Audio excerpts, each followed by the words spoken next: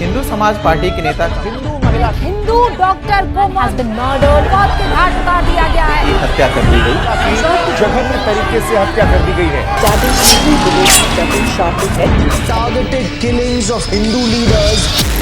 और दोस्तों, कैसे हैं आप सभी लोग? उम्मीद करता हूं ठीक होंगे। आप सब तो ठीक हैं, परंतु बंगाल में सब कुछ ठीक नहीं है।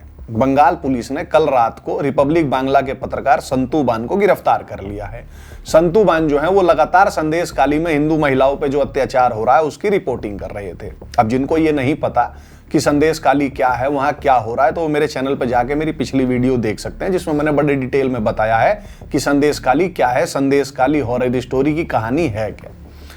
अगर आप किसी दिव्यांग से भी पूछेंगे ना, तो वो ये आपको बता देगा कि जो पूरा संदेशखाली वाला मैटर है, इसमें स्टेट गवर्नमेंट और पूरी की पूरी मशीनरी जो है वो कंप्लीसिट है। शेख शाहजहां के लिए झुक गई है घुटनों पे सरसों का तेल लेके। He has been missing since the 5th of January 2024, the day the Enforcement Directorate arrived at his doorstep and tried to enter Sandesh Khali in order to question him in an alleged ration distribution scam. Since then, there's been no trace of Sheikh Shahjahan. कुल मिला के शेख शाहजहां जो है उसको बंगाल सरकार बचाने का प्रयास कर रही है, और शेख शाहजहां ही जो है वो संदेशखाली का मेन कल्प्रिट है, ठीक, जो अभी तक एब्सकॉन्डिंग है, जिसको महान बंगाल पुलिस जो है गिरफ्तार नहीं कर पाई है। गिरफ्तार कर भी लेगी तो कितनी निष्पक्ष जांच होगी, इस पे हर किसी को संदेह है। इसीलिए एक वकील हैं अलग श्रीवास्तव नाम के, ये सुप्रीम कोर्ट चलेगा और वहां पे इन्होंने मियां लॉर्ड से कहा कि माय लॉर्ड्स, ये जो संदेशखाली हो रहा है, आप इस पे एक एसआईटी गठित कीजिए जो इस पूरे मैटर की निष्पक्ष जांच करेगी। एसआईटी नहीं तो सीबीआई को ये जांच सौंप दीजिए। मिलॉर्ड ने अलग श्रीवास्तव को कहा कि भाई आप हमारे पास क्यों आए हैं, आप हाई कोर्ट जाइए। तो अलग श्रीवास्तव ने मियां लॉर्ड्स को बताया कि सर, जब हाई कोर्ट में गए तो हाई कोर्ट ने जब इस पे संज्ञान लिया, उसके अगले दिन ही बंगाल के मुख्यमंत्री का यह बयान आया कि संदेशखाली में कोई भी बलात्कार नहीं हुआ है। फिर अलग श्रीवास्तव ने सोचा कि भाई मियां लॉर्ड्स को अगर कुछ पीछे का बताया जाए तो क्या पता उनको याद आ जाए कि इन्हीं मियां लॉर्ड्स ने मणिपुर में जो वायलेंस हो रहा था उस पर सुओ मोटो लिया था। उन्होंने वहां की सरकार से कहा था कि भाई अगर आप एक्ट नहीं करेंगे तो हमको कार्रवाई करनी पड़ेगी।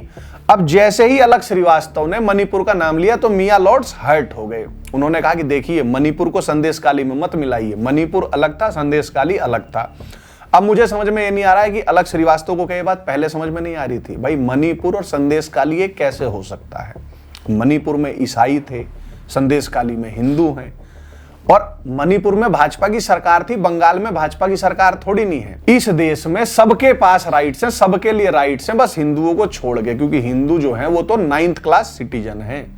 इस सो कॉल्ड हिंदू राष्ट्र में जो बन गया है, या जो विश्वगुरु भारत बन गया है या बनने वाला है 2047 में, उस विश्वगुरु भारत में हिंदू जो है वो 1st क्लास सिटीजन छोड़े, 2nd क्लास छोड़े, 9th क्लास सिटीजन से फालतू कुछ है नहीं। तो मियां लॉर्ड ने इनकी पेटिशन को खारिज कर दिया। चलो जी, मियां लॉर्ड्स, आपने अलग श्रीवास्तव की पेटिशन को खारिज कर दिया। समझ में आता है कि भाई हिंदू जो है वो 9th क्लास सिटीजन हैं, पर यही वो सुप्रीम कोर्ट है जो मणिपुर वायलेंस के टाइम पे मणिपुर की सरकार को धमका रहा था, डरा रहा था कि आप लोग एक्ट कीजिए, जल्दी एक्ट कीजिए, वरना हमें मजबूरी में एक्ट करना पड़ जाएगा। अब यही सुप्रीम कोर्ट इसी के मियां लॉर्ड्स संदेशखाली वाले मामले में ठीक उल्टा बोल रहे हैं। ये बोल रहे हैं कि ना तो हम खुद एक्ट करेंगे, ना ही देश की संसद को एक्ट करने देंगे। जी, मैं ऐसा क्यों कह रहा हूं? क्योंकि भारत की संसद में एक विशेषाधिकार समिति होती है। देश की संसद में सांसदों ने संदेशखाली पे जब इसका प्रदर्शन किया, आक्रोश व्यक्त किया, और उन्होंने ये डिमांड करी कि भाई संदेशखाली वाली घटना की एक निष्पक्ष जांच होनी चाहिए जो संसद की विशेषाधिकार समिति करेगी। सांसदों की इस मांग का संज्ञान लेते हुए संसद की जो विशेषाधिकार समिति है, उसने बंगाल के चीफ सेक्रेटरी भगवती प्रसाद गोपालिका और बंगाल के डीजीपी राजीव कुमार को सोमवार को समिति के सामने पेश होने का सम्मन भेजा, वारंट भेजा। साथ ही इस विशेषाधिकार समिति ने नॉर्थ 24 परगना के डीएम शरद कुमार को भी समन भेजा। अब जो बंगाल की मुख्यमंत्री हैं ममता बनर्जी, वो भाईजानों के अपीजमेंट के लिए हेल बेंट है, मतलब कुछ भी कर गुजरने को तैयार हैं। तो जैसे ही संसद की विशेषाधिकार समिति ने ये तीनों जनों के खिलाफ वारंट जारी किया, तो ममता बनर्जी जो है उन्होंने सुप्रीम कोर्ट में याचिका दायर कर दी कि भाई संसद की विशेषाधिकार समिति के इस काम को रोक दिया जाए, इनके वारंट को रोक दिया जाए, इनकी जांच को रोक दिया जाए। इसकी सुनवाई हुई सुप्रीम कोर्ट में। जजों की जो बेंच थी उसमें थे जस्टिस जेबी पारदीवाला और जस्टिस मनोज मिश्रा। इन लोगों की बेंच ने फैसला दिया कि विशेषाधिकार समिति के 15 फरवरी को जारी किए गए आदेश और कार्रवाई पर तत्काल प्रभाव से रोक लगाई जाती है। और ये लोग यहीं नहीं रुके, साथ ही इन जजों ने लोकसभा सचिवालय से इस पर जवाब मांगा है और सुनवाई को 7 दिनों के लिए टाल दिया है। अब आप ही मुझे बताएं कि ये जो संदेश काली की हिंदू महिलाएं हैं, जो असहाय हैं, पीड़ित हैं, जिनका बलात्कार हो रहा है, जिनका दमन हो रहा है, जिनका टॉर्चर हो रहा है, जिनका मोलेस्टेशन शेख शाहजहां के गुंडे तो कर ही रहे थे, बंगाल पुलिस भी उसका प्रयास करने लग रही है, ऐसा महिलाओं ने बताया है, कैमरे पे बताया है। वो महिलाएं न्याय के लिए कहां जाएं, कहां का दरवाजा खटखटाएं?